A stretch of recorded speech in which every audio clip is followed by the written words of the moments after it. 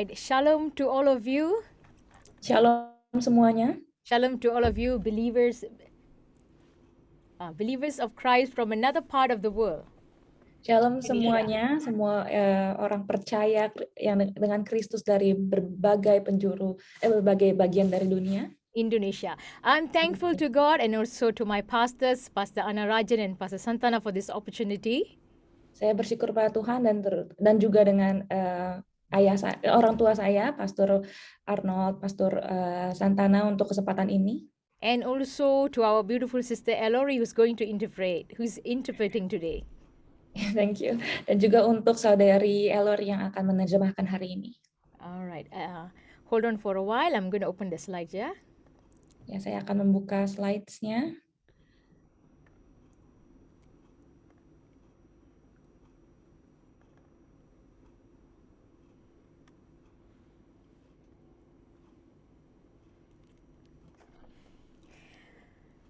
Okay, I'm very happy that we can connect through the everlasting word of God. Saya sangat bahagia ya bahwa kita dapat terhubung bersama dengan firman Tuhan yang kekal. I believe the last 2 sessions was a blessing for each one of you. Saya percaya bahwa sesi sebelumnya adalah berkat bagi kita semua. Today, on the 3rd session of the baptism of the Holy Spirit, we are going to see, is the baptism of the Holy Spirit like the gifts of the Spirit, such as the spirit of tongues, prophecies, healing, has it ceased or still available? Dan hari ini pada sesi selanjutnya kita akan melihat mengenai baptis daripada Roh Kudus dan apakah kita tahu bahwa kuasanya berlangsung sampai sekarang atau tidak. Yeah, we're going to see whether the gifts of the Spirit, such as the gift of tongues, prophecies, healing, is it still available or has it passed away? Apakah karunia Roh Kudus yaitu karunia berbicara bahasa roh dan apakah nubuat itu masih ada sampai sekarang? Okay, some Christians believe that these gifts are only for the apostles and the first century Christians. Beberapa orang Kristen percaya bahwa karunia ini tuh hanya untuk rasul-rasul dan gereja mula-mula. And it is no more available now. It has ceased. Dan itu tidak ada lagi sekarang, bahwa sudah berakhir. Mereka percaya seperti itu. Some people who said so could have come to a conclusion like this, maybe because of their personal experiences. Dan beberapa orang sampai pada kesimpulan seperti ini karena pengalaman pribadi mereka. When they don't receive healing or they don't see prophecies or visions or they're not interested in speaking in tongues. Karena mereka tidak mendapat kesembuhan atau bahkan mereka tidak tertarik untuk berbicara dalam bahasa roh. But some believe the gifts are continuous and still available for all Christians today. Tapi beberapa orang juga percaya bahwa karunia ini masih ada sampai sekarang untuk orang-orang Kristen. I believe the gifts of God, of the Spirit, is still available for Christians who believes. Dan saya percaya bahwa karunia daripada Tuhan ini masih ada sampai sekarang untuk orang Kristen yang percaya. In today's session, I want to do a defense of the charismata. Dan untuk sesi hari ini saya ingin mempertahankan definisi dari karismata ini. Charismata is a Greek word, means spiritual gifts. I believe all of you have your notes and you can write down in the blank. The Greek words for charismata is spiritual gifts. Karismata ini adalah berasal dari bahasa Yunani dan saya percaya Anda semua punya catatan dan bisa tulis kata karismata ini dengan artinya. Okay, like the previous 2 teachings, we will keep the teaching to 1 hour and at the end we will pray for all of you. Dan seperti sesi-sesi sebelumnya, kita akan melakukan pengajaran selama 1 jam dan selanjutnya kami akan berdoa untuk setiap Anda. Alright, let's turn to James chapter 1 verse 17. Mari kita buka di Yakobus 1 ayat 17. I will be reading in English and I need someone at the other side to please read it in Bahasa Indonesia. James 1, chapter 1 verse 17. Whatever is good and perfect is a gift coming down to us from God our Father, who created all the lights in the heavens. He never changes or casts a shifting shadow. Can I read it, Pastor, or should someone read it? You can read. Oke. Jadi Yakobus 1 ayat 17, setiap pemberian yang baik dan setiap pemberian yang sempurna datangnya dari atas, diturunkan dari Bapa segala terang. Okay, please take these verses, look into these verses. These verse clearly says every gift that God gives, it is good and perfect. Every gift. Dan kita lihat baik-baik dari ayat ini, dikatakan dengan jelas bahwa setiap pemberian yang Tuhan berikan itu baik. We Seperti don't itu. find like certain gifts are only good, but every gift. Kita tidak menemukan bahwa ya ada beberapa pemberian daripada Tuhan yang baik, tapi semuanya baik dan sempurna. The gift of salvation, it is good and it is perfect. Karunia keselamatan itu sendirinya adalah baik dan sempurna. Which includes the gift of spirit like prophecies and tongues. So all the gifts given by God, they are good and perfect. Dan juga tercakup juga ya di dalamnya setiap karunia, yaitu karunia roh ataupun karunia bicara bahasa roh, itu semuanya adalah baik dan sempurna. So we just read it in James 1:17. Ya, kita lihat di Yakobus 1 ayat 17. You know, there are some people, they like to talk highly about certain gift above another gift.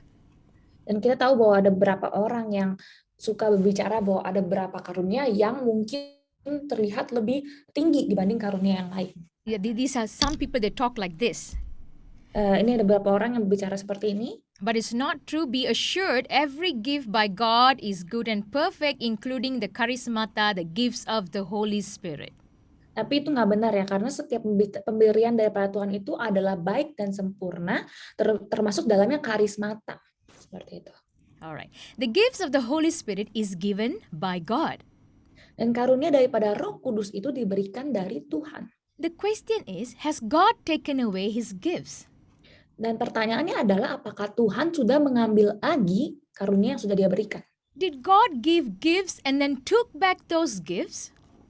Apakah Tuhan memberi karunia dan mengambil kembali karunia-karunianya? Okay, imagine this. If someone were to give you a gift and then took back those gifts, how would you feel? Dan bayangkan ini, apabila seseorang memberikan padamu suatu hadiah ya, dan dia minta lagi gitu, bagaimana yang akan Anda rasakan? What would you think about that person? Apakah yang akan Anda pikirkan mengenai orang itu? Don't you think that it is very rude and embarrassing to give you a gift and then to take it away?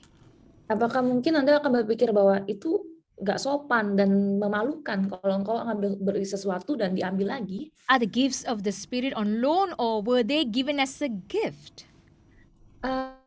Sorry? Are the gifts of the Spirit on loan, borrow, or were they given as a gift? Apakah karunia daripada Roh Kudus itu diberikan sebagai pinjaman atau diberikan secara cuma-cuma seperti itu? Okay, let's find out in Romans chapter 11 verse 29.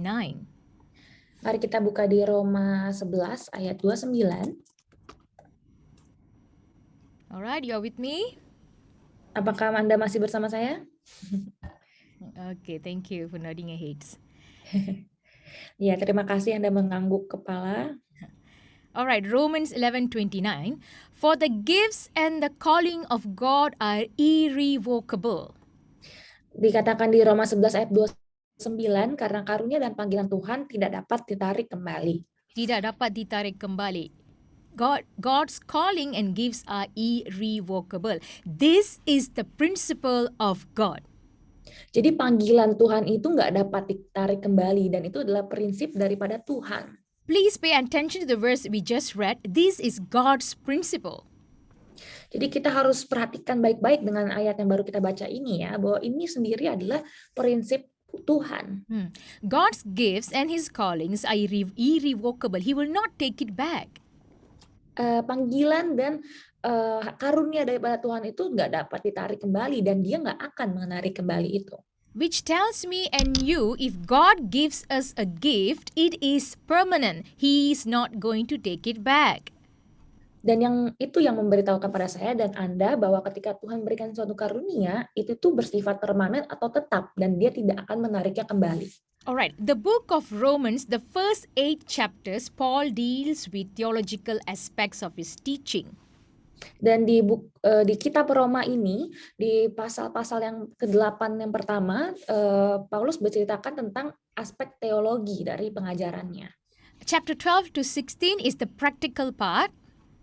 Dan pasal 12 sampai 16 adalah bagian praktiknya. Chapter 9, 10, and 11, he deal with the question, does Israel still have a place in God's plan of salvation? Dan di pasal 9, 10, 11 dia menjelaskan bahwa apakah Israel masih berada di dalam rencana keselamatan Tuhan. Because it seems like the gospel is going toward more to Gentiles. Karena itu terlihat bahwa Injil bergerak lebih kepada orang Yunani, orang non-Yahudi seperti itu. Then Gentiles seem to be more receptive of the gospel, but Israel as a nation seems to have rejected the Messiah. Dan orang non-Yahudi sendiri seperti lebih menerima dengan Injil dibandingkan dengan orang Israel yang menolak. So the question arises there, has God let go of Israel or is Israel finished? Dan pertanyaannya adalah apakah Tuhan sudah meninggalkan Israel atau apakah Israel sudah berakhir? So this is where Paul will quote, God's gifts and callings are irrevocable. Jadi di sini makanya Paulus mengatakan bahwa karunia dan panggilan Tuhan tidak dapat ditarik kembali. This is a very comforting and affirming verse, and this verse tells us that God's gifts are not taken back. Di sini ayat ini sangat menghibur ya bagi kita bahwa dikatakan bahwa Tuhan berikan karunia yang tidak akan ditarik kembali. So we keep on repeating this, God's gift, he is irrevocable, he will not take it back. So keep this in mind. Jadi kita terus mengulang kata-kata ini bahwa Tuhan tidak akan menarik kembali dan simpan itu dalam pikiranmu. If some of you are sitting here and you still have doubt whether whether the gift of God is still available, dan mungkin bahwa ada beberapa di sini yang duduk dan engkau masih berpikir bahwa apakah karunia Tuhan masih ada sampai saat ini. So this will be a good session to learn more about it. Maka sesi ini adalah menjadi sesi yang baik untuk belajar lebih banyak tentang hal ini. And at the end, you will know that this gift is available. Dan di akhirnya Anda akan tahu bahwa karunia ini tersedia. Alright, I would like to share about my testimony. Jadi saya mau memberikan kesaksian saya. Okay, I grew up in a charismatic church. Charismatic church are people those operate in spiritual gifts. Jadi saya lahir dan besar ya di dalam gereja karismatik. Artinya apa? Gereja karismatik ini adalah orang-orang karismatik adalah orang yang mempraktekkan karunia roh seperti itu. Where I witness trances, people speaking in tongues, interpretation of tongues, prophecies, healings. Jadi orang-orang bicara dalam bahasa roh, ada yang mengartikan juga bahasa roh, ada nubuatan, ada kesembuhan. People seeing visions and many gifts were operating. Ada orang yang melihat penglihatan dan sebanyak sekali karunia yang beroperasi di sana. But I had my setback over this. Tapi saya punya suatu can I say doubt? Yeah, can. Ada suatu pergumulan atau suatu yang tentang hal ini gitu dalam saya. I don't believe in those speaking in tongues. Saya nggak percaya pada orang yang berbicara dalam bahasa roh. Or people falling on trances because of some experiences that I've encountered in my growing up stage. Karena beberapa pengalaman, saya nggak percaya ini karena beberapa pengalaman yang saya alami ketika saya tumbuh besar. I see people falling down in trances when some prays over them. Jadi saya melihat ada orang yang rebah gitu ketika didoakan dan ada yang memuji seperti itu. But outside of the church, they were living a double life. Tapi setelah didoakan seperti itu, tapi keluar dari gereja mereka hidupnya kayak punya hidup ganda seperti itu. Like another person who speaks in tongues even interpreted it, but just outside of the church though, they were cursing people with bad languages. Nah, orang-orang yang berbicara dalam bahasa roh yang bernubuat seperti ini, kalau di luar gereja seperti orang lain, mereka sumpah serapah, mengeluarkan kata-kata yang tidak baik seperti itu. So just by looking at these examples, I came to my own conclusion, these people are making it up, they are just acting. Jadi dengan melihat contoh ini, saya berpikir bahwa orang-orang yang seperti ini cuma pura-pura aja, cuma acting doang. I have no problem with other gifts like healing and prophecy. Saya nggak punya masalah dengan karunia lain seperti kesembuhan dan nubuat, But tongues, I came to a conclusion it is no more available now. tapi dalam karunia bahasa roh saya berpikir bahwa itu tuh udah nggak ada lagi nih sekarang. So I stayed away from speaking in tongues almost for more than 2 decades. Jadi saya tidak berbicara dalam bahasa roh kira-kira 2 dekade ya, 20 tahun. Yeah, until I came to where I am now, and by the word of God, I search and I believe how important it is to speak in tongues when I experience it myself. Jadi sampai sekarang ketika saya mencari, saya baru tahu bagaimana pentingnya untuk berbicara dalam bahasa roh itu. So, people of God, when Jadi you have some umat-umat doubts, Tuhan, ya, when you have some doubts, when you have ketika some Anda doubts punya pergumulan and any unclear things regarding dan the gifts, dan hal-hal yang tidak jelas dalam pikiranmu mengenai karunia, okay, try to be like these Jews in this verse. jadi jadilah seperti orang Yahudi dalam ayat ini. They were Bereans. Orang-orang Bereans. Okay, let's read Acts chapter 17 verse 11 to find out why I say so. Jadi mari kita lihat di Kisah Para Rasul 17 ayat 11 untuk bisa tahu kenapa saya bisa berkata hal seperti ini. Okay, Acts Kisah Para Rasul, yes, correct. 17:11. Now these Jews were more noble than those in Thessalonica. They received the word with all eagerness, examining the scriptures daily to see if these things were so. Jadi dikatakan di sini orang-orang Yahudi di kota itu lebih baik hatinya daripada orang-orang Yahudi di Tesalonika karena mereka menerima firman itu dengan segala kerelaan hati dan setiap hari mereka menyelidiki kitab suci untuk mengetahui apakah semuanya itu benar demikian. So, whenever you're facing doubts, whenever you're facing opposition, something different from the word of God, go to take this word as an inspiration and examine the word of God. Jadi setiap kali Anda merasa sesuatu yang berkontradiksi dengan firman Tuhan, pakailah ayat ini sebagai salah satu contoh gitu untuk kamu pikirkan. So now I believe in the gifts of the Spirit holy and the gifts of tongues too. Jadi saya percaya dalam karunia Roh Kudus untuk bicara dalam bahasa roh. Alright, now we're going to talk about a non-charismatic people. Jadi sekarang kita akan bicara tentang orang-orang non-karismatik. Okay, the non-charismatic people are those who don't believe the gifts from God still exist today. Jadi orang-orang yang tidak berasal dari karismatik adalah orang-orang yang tidak percaya bahwa karunia Roh Kudus berada sampai sekarang. Let's see what their arguments are. Dan kita lihat argumen mereka. Why they don't believe gifts from God still available today? Kenapa mereka nggak percaya bahwa karunia Roh Kudus ada sampai sekarang? Is divided into 3 categories. Ada 3 kategori di sini. Basically, these are the 3 arguments a person who doesn't believe in the gifts will bring. Jadi ada terutama orang ini tidak percaya bahwa dengan apa yang karunia ini akan berikan. So we will be focusing only on 2 arguments today. Jadi kita akan fokus pada 2 argumen utama pada hari ini. Last one you will learn next week. Dan yang terakhir Anda akan belajar minggu depan. Number 1, historical argument.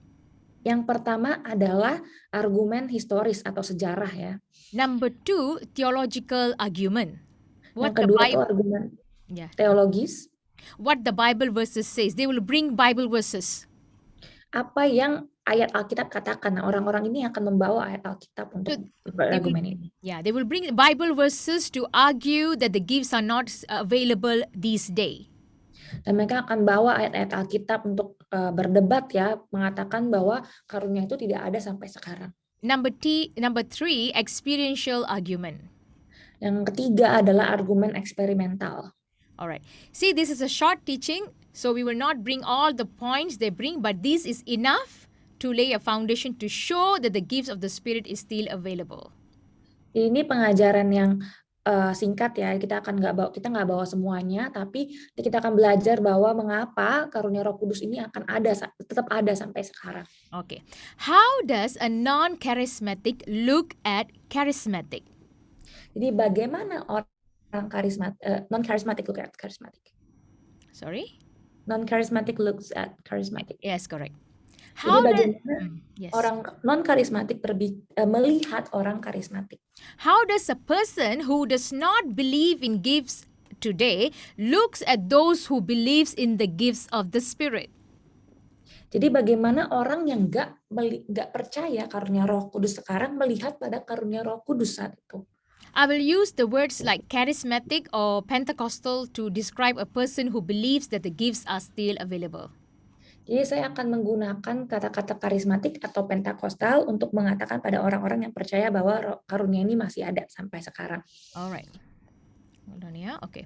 This book titles The Powerful Delusion, written by Douglas Jacoby. Jadi ada satu buku berjudul Delusi yang kuat, ditulis oleh Douglas Jacoby ini. He's a theologist and he doesn't believe that the gifts are still available. Dia adalah seorang teologis dan dia nggak percaya bahwa karunia itu ada sampai sekarang. So he wrote this book for people to train believers who don't believe in the gifts. Jadi dia menulis buku ini untuk melatih orang-orang percaya agar tidak percaya lagi dengan karunia Roh Kudus yang ada sampai sekarang. In his book, this is how he said. Dan di buku ini bagaimana dia berbicara seperti ini? A charismatic charismatics are those believe in gifts still continues. Alright. Jadi dia berkata bahwa orang karismatik percaya bahwa karunia itu masih ada, masih berkelanjutan. He said there are 3 basic components of the charismatic mindset. Dia berkata ada 3 komponen utama gitu ya, mendasar dari pikiran orang karismatik. According to his books are experience seeking, feeling orientation, and irrationality. Jadi menurut bukunya dia menuliskan 3 komponen utamanya ini adalah mencari pengalaman, orientasi perasaan, dan irasionalitas. Okay, let's look into these 3 arguments which he said. Jadi mari kita lihat pada argumen-argumen yang dia katakan ini. Okay, number 1, experience.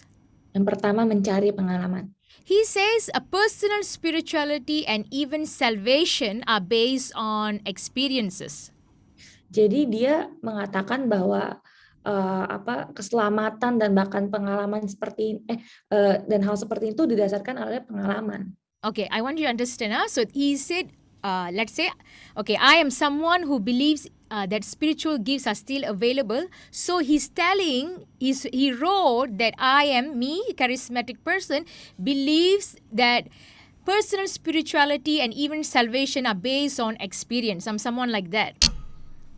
Ya, jadi orang ini katakan, ya misalnya contohnya saya percaya bahwa karunia Roh Kudus masih ada sampai sekarang. Dia mengatakan bahwa spiritualitas saya dan bahkan keselamatan itu berdasarkan pengalaman saya sendiri. The more experiences or the more spectacular their experiences, the more self-esteem the person has and in the group. Semakin banyak pengalaman yang orang ini punya, semakin banyak pengalaman dan seperti itu, semakin punya dia semakin percaya diri dalam kelompoknya itu. He's saying charismatic always look for experiences. Jadi dia katakan bahwa orang karismatik itu selalu mencari pengalaman. They base their whole salvation on the experiences they had. Si Bapak ini mengatakan bahwa orang karismatik ini mendasarkan keselamatan dia pada pengalaman yang mereka punya. Okay, maybe some charismatics are like that. Ya, mungkin beberapa orang karismatik seperti itu. There are some who are very based on experiences. Ada beberapa orang yang benar-benar sangat berdasarkan pada pengalaman mereka sendiri. They want visions all the time, they want prophecies all the time, they are addicted to experiences all the time. Mereka mau penglihatan, mau nubuatan setiap waktu, mereka terobsesi dan kecanduan dengan hal seperti itu, pengalaman seperti itu. Okay, Christians like this, there is a danger when you just want to look for experience. Dan orang Kristen seperti ini itu sangat berbahaya kalau cuma untuk mencari pengalaman. You run after experience, there is a danger you may fall into a wrong experience. Ketika engkau sudah kehabisan pengalaman, ada bahayanya bahwa engkau akan masuk dalam pengalaman yang salah. But does that mean all charismatic Christians are like this? Tapi apakah itu berarti semua orang karismatik seperti ini? I don't run after experiences. Saya nggak kehabisan pengalaman. So to put all charismatic into one basket and to say they all runs after experiences or they rely on experiences is not a right thing to say. Jadi untuk menempatkan semua orang Kristen dimasukkan dalam satu kelompok dan dikatakan mereka hanya mencari pengalaman, itu nggak benar. It's a wrong claim to make. Itu adalah klaim yang salah untuk dibuat. It is overgeneralizing things. Itu terlalu menggeneralisasi. But at the same time, Tapi pada saat yang bersamaan juga, does that mean we cannot have experiences? apakah itu juga berarti bahwa kita nggak boleh punya pengalaman? Can't I have experiences with my God?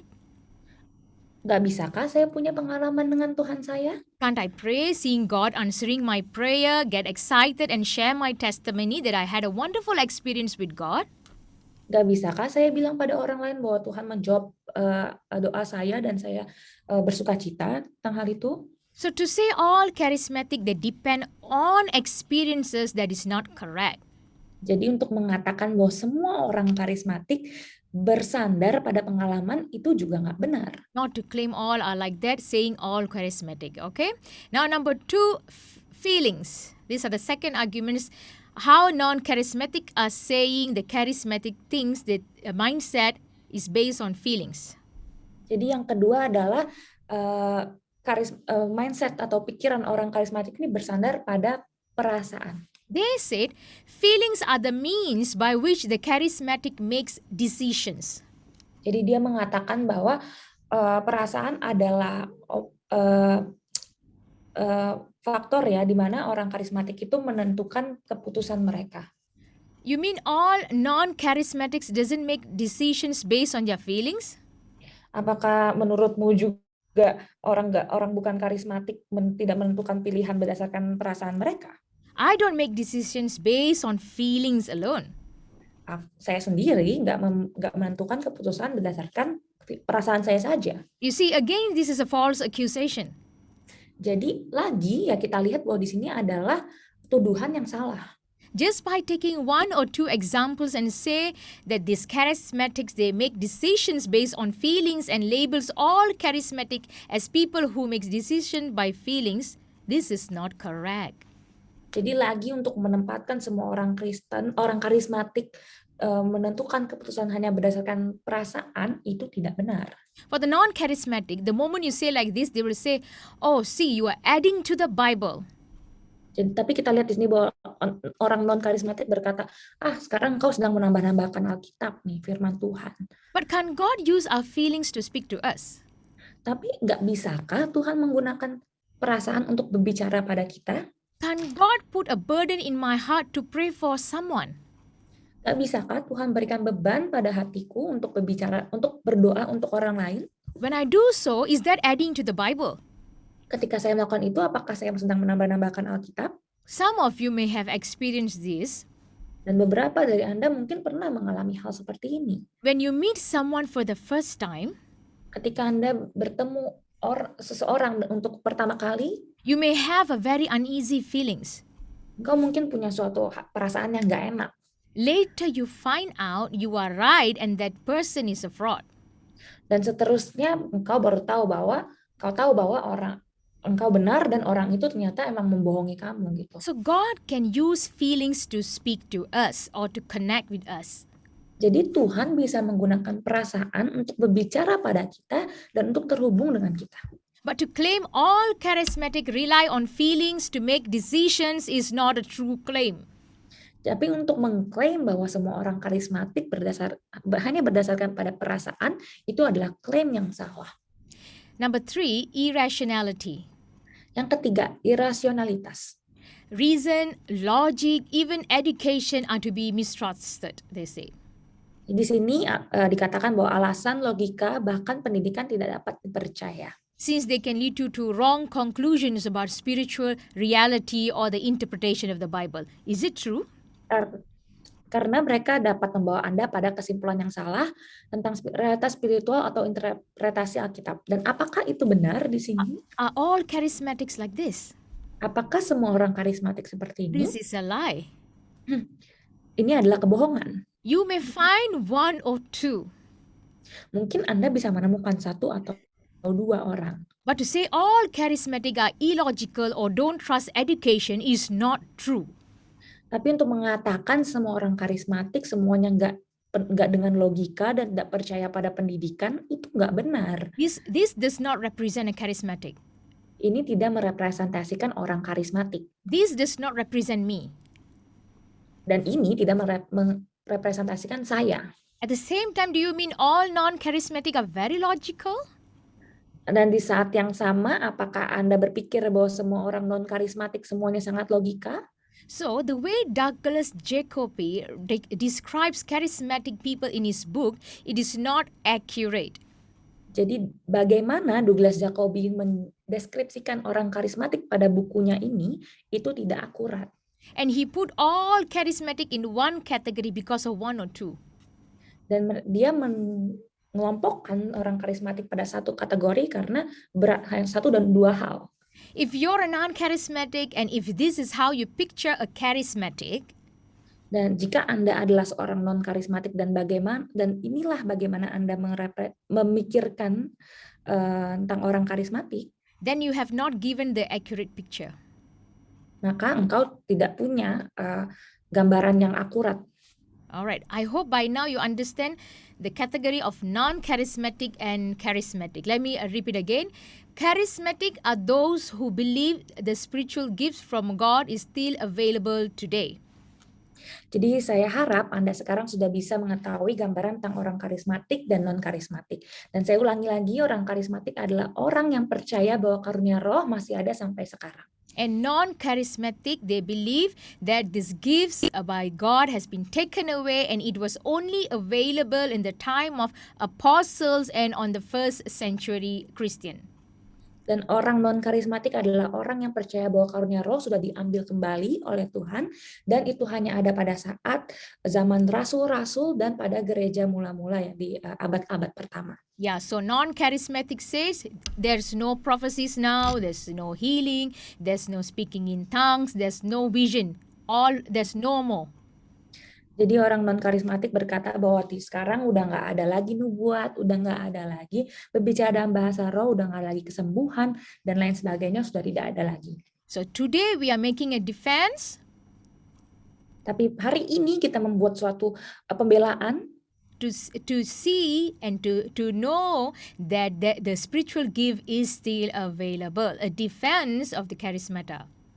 Jadi kita membela karismata ini bahwa kita tahu karunia Roh Kudus ini masih ada sampai sekarang. Alright, I hope you're clear. Okay, now Yes. Now let's look into the three arguments the non-charismatic will use to say that the spiritual gifts has passed away. Jadi mari kita sekarang lihat pada 3 argumen orang non-karismatik berkata bahwa karunia roh sudah tidak ada lagi. That it is not available anymore. Bahwa itu sudah tidak tersedia lagi. Okay, let's look at the first one. Mari kita lihat yang pertama. Okay, the first one, the historical argument. Yang pertama adalah argumen historis. We, the charismatics, still believe the gifts that has been mentioned in 1 Corinthians chapter 12, verse 7 to 10 is still available. Dan kita orang karismatik, kita percaya bahwa semua karunia roh yang tertulis di 1 Korintus 12 ayat 7 sampai 10 ini masih ada sampai sekarang. Can we read that? 1 Corinthians chapter 12, verse 7 to 10. Mari kita baca bersama 1 Korintus 12 ayat 7 sampai 10. Now, 1 Corinthians chapter 12, verse 7 to 10. Now to each one of the manifestation of the Spirit is given for the common good.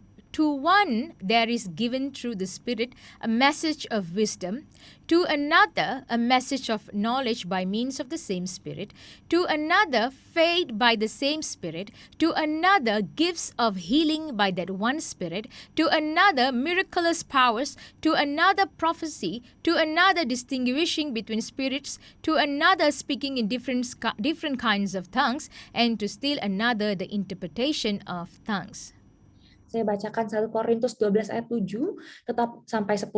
Tetapi kepada tiap-tiap orang dikaruniakan roh untuk kepentingan bersama.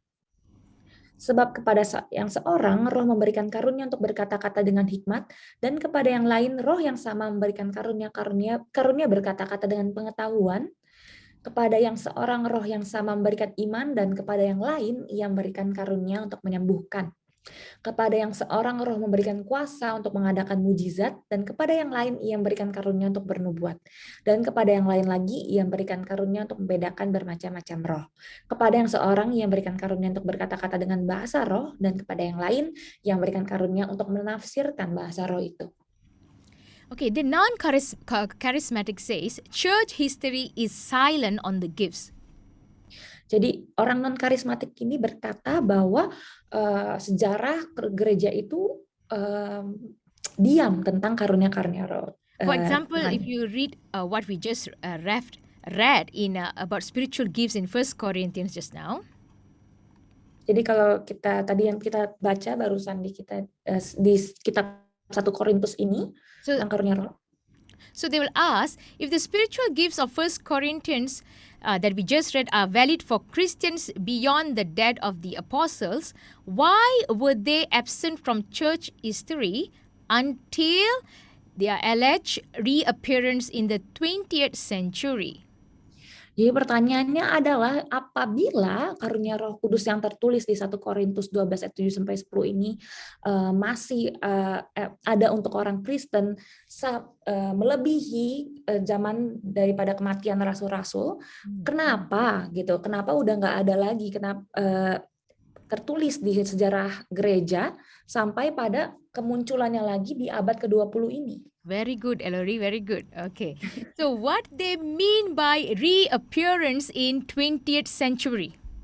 Kenapa ada lagi gitu kemunculannya di abad ke-20 ini? So what they mean by this reappearing in 20th century? What they claiming this? What is it? Jadi apa yang mereka maksud tentang hal ini gitu? Ada kemunculan kembali di abad ke-20. It's about the Azusa Street revival in 1906. Jadi itu mengenai revival ya, ada di Jalan Azusa yang terjadi di tahun 1906. So they're asking, why only then? Jadi mereka mengatakan, kenapa cuma ada pada saat itu aja? Why for 2,000 years we didn't see any gifts operating in church history? Why only now it's reoccurring? Kenapa pada 2000 tahun yang lalu itu kita nggak melihat itu terjadi tertulis pada sejarah gereja, tapi kenapa ada lagi saat itu? So now this is what Dr. D.A. Carson, a very well-known scholar, professor of New Testament, he said this. Jadi all right. He said, there is enough evidence that some form of charismatic gifts continued sporadically across the centuries of church history that is futile to insist on doctrinal grounds that every report is spurious or the fruit of demonic activity or psychological aberration. Jadi ada suatu dokter D.A. Carson sangat terkenal ya, dia mengatakan bahwa tulis di sini bukti-bukti karunia karismatik berlanjut secara sporadik gitu ya, atau menyebar seperti itu selama berabad-abad dalam sejarah gereja, sehingga sia-sia untuk bersikeras dengan alasan doktriner bahwa setiap laporan palsu atau buah dari aktivitas setan atau penyimpangan psikologis. Basically, he says there is evidence of the gifts operating throughout the church history. You cannot deny that. Jadi dia bilang bahwa memang ada gitu bukti bahwa karunia itu berlangsung dan dia tidak bisa menyangkal hal itu bahwa ada buktinya. So now this is the response that we need to give for those who says the church history is quiet about gifts. Jadi ini adalah respon yang harus kita berikan pada orang yang berkata bahwa sejarah gereja itu diam mengenai orang-orang yang beroperasi dalam karunia roh. Now, gifts has been mentioned in church history. Jadi karunia itu pernah juga disebutkan dalam sejarah gereja. But why not much is mentioned?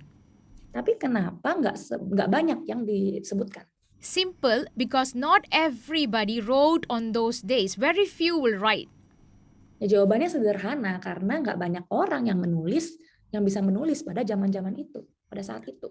Yeah, but when the movable printing machine was invented in the 15th century by John Gutenberg in Germany, Jadi ketika mesin cetak pertama kali ditemukan pada abad ke-15 oleh John Gutenberg di Jerman, and by the invention of papers, books were cheap to produce. dan ketika sudah diciptakan kertas itu, maka buku lebih murah untuk diproduksi. So more books can be printed and now they are available. So reading became popular in 15th century onwards. Jadi buku itu lebih mudah ditemukan dan semakin banyak orang yang bisa membaca mulai dari abad ke-15 dan seterusnya. Before that, not all that happened was recorded. Tapi sebelum abad ke-15 ini, nggak semuanya yang terjadi dituliskan seperti itu. Yes, so we can't expect all the manifestation of the Holy Spirit to be recorded. Jadi kita nggak bisa berharap bahwa semua pekerjaan Roh Kudus, karunia Roh Kudus ini tertulis. Alright, now let's look at the written records by early church fathers regarding spiritual gifts. Jadi sekarang mari kita melihat pada tulisan atau rekam sejarah yang tertulis tentang karunia Roh Kudus. Okay, let's look at the church. These are written by church fathers. Ditulis oleh pendeta-pendeta gereja ya, seperti itu. Okay. Let's look to someone like Cyprian. Ya, mari kita lihat.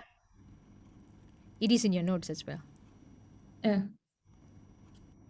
It's really hard for me to toggle around with this. Sorry. All right, let's look to someone like Cyprian. Okay, Cyprian is the church father. Ya, jadi ada seorang father ya, dulu bilangnya bapak gitu, bapak gereja. Bishop, Cyprian. Bishop of Carthage, North Africa. Jadi semacam pemimpin di Carthage di Afrika Utara. Okay. Cyprian spoke and wrote often about the gift of prophecy and receiving visions in 3rd century.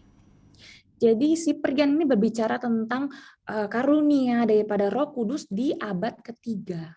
Alright. Remember earlier the non-charismatic said that after the apostles and the 1st century, the church history was quiet about the gifts. Jadi ingat ya, tadi orang non-karismatik bilang bahwa di abad-abad awal itu gereja diam tentang karunia Roh Kudus ini. So see this is from 3rd century and the church father wrote about this. Jadi kita lihat sekarang di sini di abad ketiga dan bapak gereja ini menuliskan tentang hal ini. Okay, although he wrote about spiritual gifts. Ya, Cyprian. Ya, walaupun si Cyprian, Bapak Cyprian ini menulis tentang karunia Roh Kudus, he is also responsible of the gradual disappearance of such charismata from the life of church. Dia juga bertanggung jawab atas hilangnya karismata atau karunia Roh Kudus itu dari kehidupan gereja. He, among others, insisted that only the bishop and priests of the church should be permitted to exercise these revelatory gifts. Jadi Bapak Cyprian ini dan beberapa orang lainnya, mereka bersikeras bahwa karunia Roh Kudus itu hanya untuk pada bapak-bapak gereja seperti itu atau pengemuka gereja. So pay attention, the gifts didn't disappear. Jadi kita perhatikan baik-baik di sini bahwa karunia itu tidak menghilang. It was not seen in the life of church. Tapi tidak terlihat dalam kehidupan gereja. If Cyprian said only the head of the church or the bishop only can move in the gifts of the Spirit and others can't move. Jadi Cyprian ini berkata bahwa hanya pengemuka gereja atau bapak-bapak gereja yang dapat bekerja dalam Roh Kudus, karunia Roh Kudus, dan yang lainnya nggak bisa. Okay, now I want you to imagine when he says that, let's say the church have 100 people. Jadi saya mau Anda sekarang bayangkan ya ketika dia bicarakan seperti itu. Misalnya gereja punya 100 orang. And only one or the bishop or the leader can operate in the gift. Dan hanya boleh satu, yaitu pendeta atau pengemuka gerejanya boleh beroperasi dalam karunia roh. And the remaining 99 are not allowed to move in the gift. Dan sisa 99 orang itu nggak boleh bekerja dalam kuasa roh. And what if that one person also doesn't use it? Dan apa yang akan terjadi bila satu orang yang bisa itu juga nggak melakukannya? Definitely, you will not see the work of the Spirit in the church. Maka dengan jelas kita nggak akan melihat kuasa Roh Kudus, karunia Roh Kudus bekerja dalam gereja itu. And make a wrong conclusion that gifts has been disappeared. Dan kita menarik kesimpulan yang salah bahwa karunia itu sudah menghilang. No, it is not true. Tapi itu nggak benar. The gifts have not disappeared. Karunia itu tidak menghilang, It has been not used. tapi itu tidak digunakan. Now, I want to share about a personal comment by Pastor Anna Rajan. Jadi saya mau memberikan satu komentar pribadi personal dari Pastor Ana Rajin. Someone who is familiar with church history will know the gradual shift from the priesthood of believers to the priesthood of the clergy. Jadi seseorang yang akrab dengan sejarah gereja akan mengetahui pergeseran bertahap dari imamat orang percaya ke imamat klerus. Ministry by all believers became the profession of a few. Pelayanan oleh semua orang percaya menjadi profesi beberapa orang.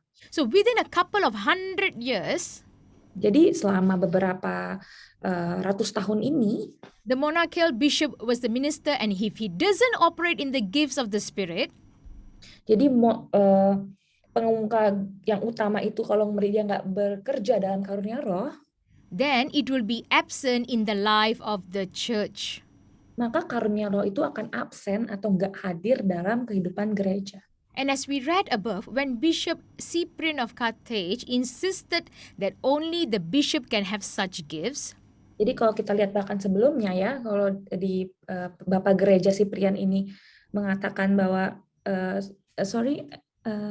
as we read above, when Bishop Cyprian said that only bishop can have these spiritual gifts, the leader, the highest position only can have these spiritual gifts and can move in that gift. Jadi pengemuka gereja Bapak Cyprian ini mengatakan bahwa hanya pengemuka gereja dan yang pendeta gereja yang bisa bekerja dalam karunia roh. So it is no surprise that we hardly see the gifts in operation.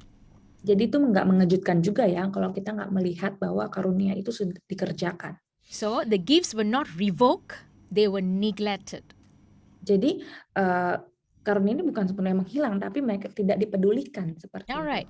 So those who reject the gifts as still valid today are usually called the cessationists. Come again? Yeah, you can read. Okay. Those who reject the gifts as still valid today are usually called the cessationists. Jadi mereka yang menolak pemberian karunia Tuhan digelar, saya biasa menyebutnya sebagai sesasionis.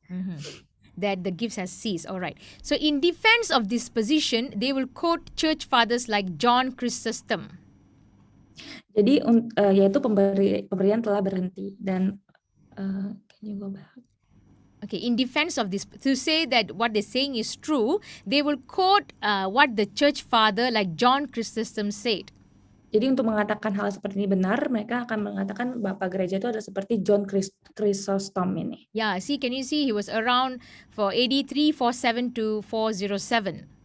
Jadi dia hidup di sekitar waktu sebelum Masehi ya, 347 sampai 407. Well, he wrote that we once seen the gifts but see it no more. Dia mengatakan bahwa kami pernah melihat karunia tapi kami tidak melihatnya lagi. Or another church father, Augustine, he said, in earlier times the Holy Ghost fell upon them that believe. Jadi ada seorang pemuka gereja lagi yang berkata bahwa pada zaman dahulu si Agustin ini Masehi ya, tadi Roh Kudus turun ke atas mereka yang percaya dan mereka berbicara dengan bahasa roh, tetapi bahkan sekarang kita tidak melihat lagi. It has passed away. Orang ini sudah meninggal ya? No. Oh iya, oke. The gifts has passed away. Karunia ini udah nggak ada lagi. But the same Augustine himself changed his view. Tapi Agustin ini yang sama, dia mengubah pandangannya dia. Okay, in his book titled The City of God, he says, dan dalam buku berjudul Kota Tuhan nih, City of God, dia berkata, once I realized many miracles were occurring in our day and he began to keep a record. Begitu saya menyadari betapa banyak mujizat yang terjadi di zaman kita, Dan dia mulai mencatat tentang hal itu gitu ya. And he recorded there were 70 miracles occurred. Dan dia mencatat bahwa ada 17 mujizat yang terjadi. So the same church father Augustine who said that the gift has passed away, now he knows that the miracles were still going on. Jadi ada 70 mujizat ya. Dia tahu ketika dia menuliskan tentang hal ini bahwa dia tahu ada mujizat tetap terjadi sampai sekarang. All right. Now, those who use examples like John Chrysostom, they will not bring example of church fathers who did spoke about gifts in their days. Jadi orang yang menggunakan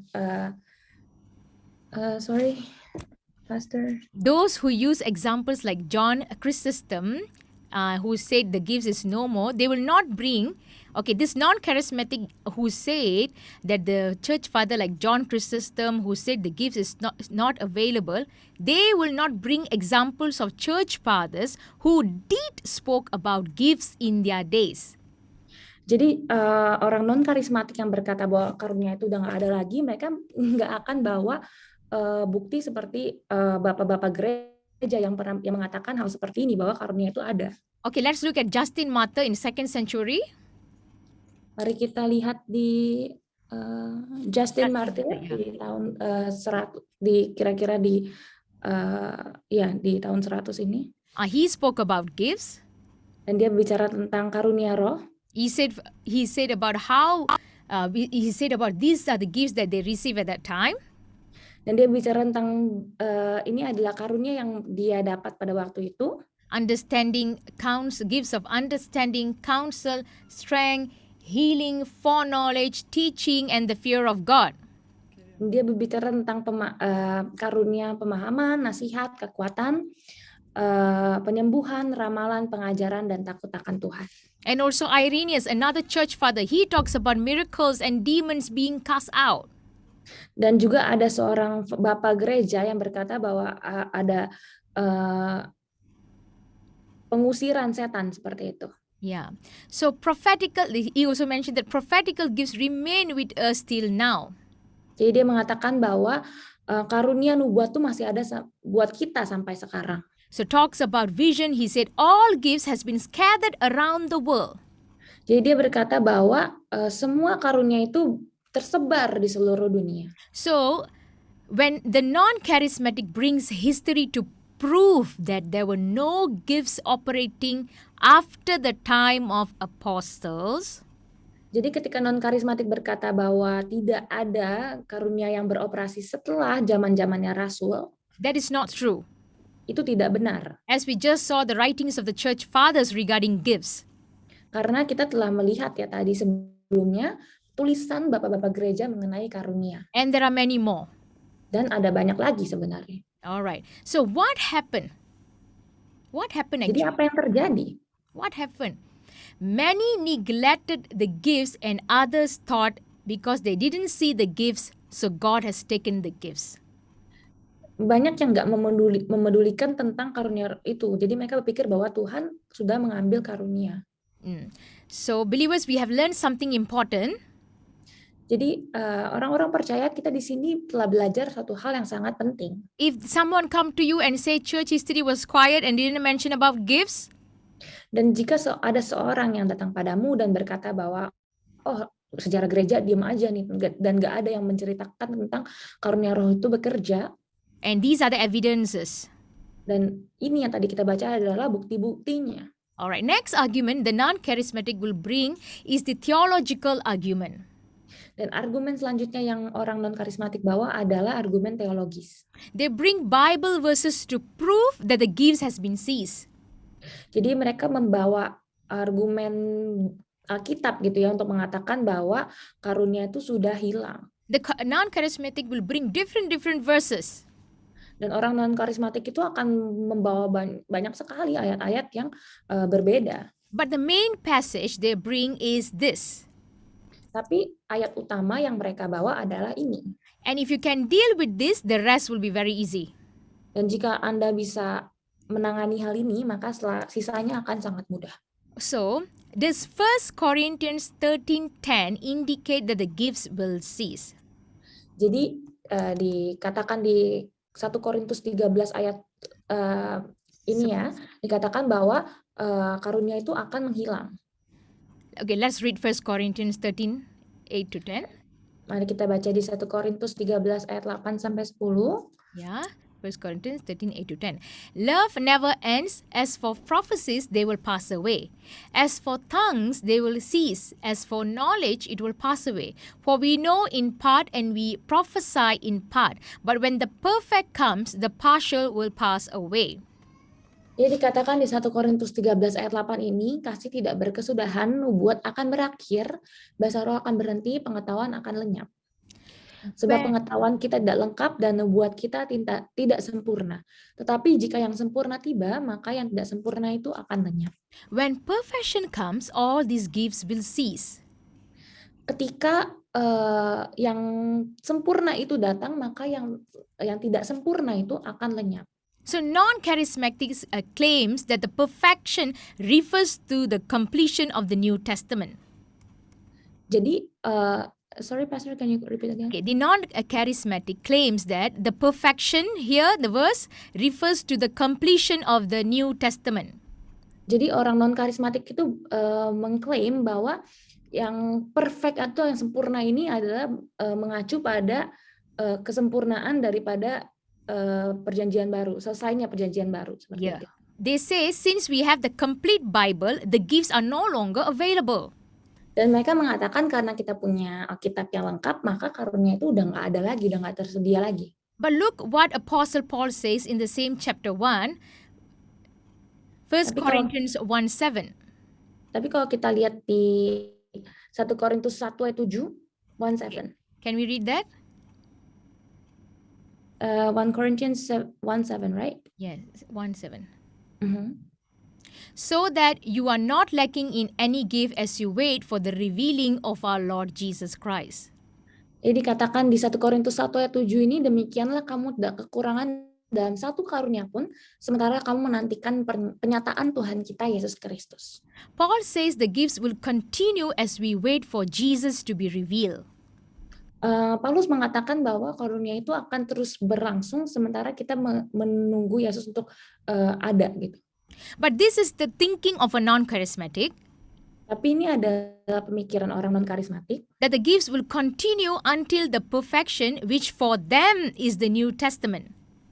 Bahwa karunia itu akan terus berada sampai kesempurnaan yang menurut mereka itu adalah perjanjian baru. So once the New Testament is completed, the gift has ceased. Jadi ketika perjanjian baru itu sudah terpenuhi, maka karunia itu akan menghilang. So the time we are living now, no more gifts, and we wait for the Lord to return. This is their view.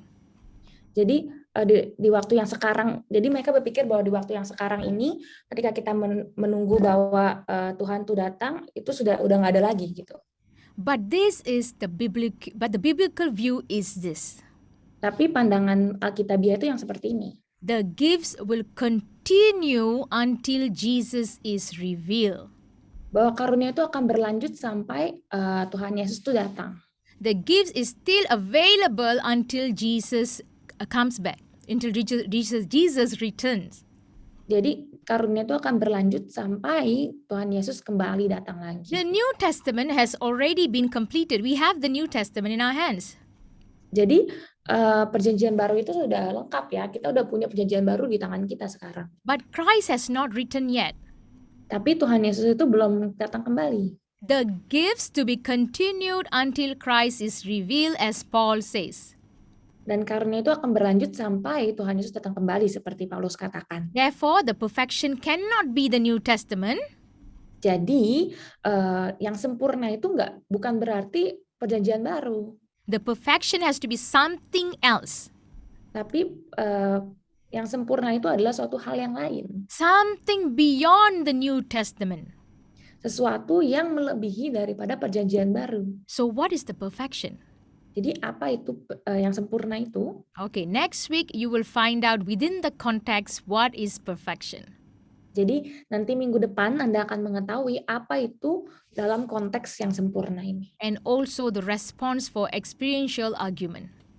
Dan juga respon yang harus kita berikan terhadap argumen eksperimental. All right. Just quickly, I just want to recap.